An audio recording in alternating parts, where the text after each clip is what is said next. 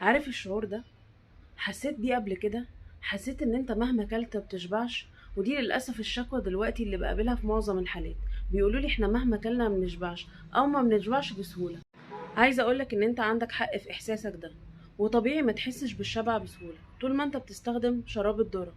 شراب الذره، شراب الذرة او الفركتوز، وده اللي بيحلوا بيه معظم العصائر المعلبة والمشروبات الغازية، ويطمنوك ويكتبولك عليه محلى طبيعي.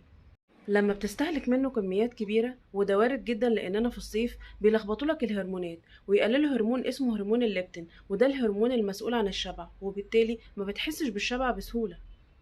وطبعا كل ده مقصود عشان تفضل تشرب بكميات كبيرة وما تحسش بالشبع. وياريت الموضوع انتهى لحد هنا.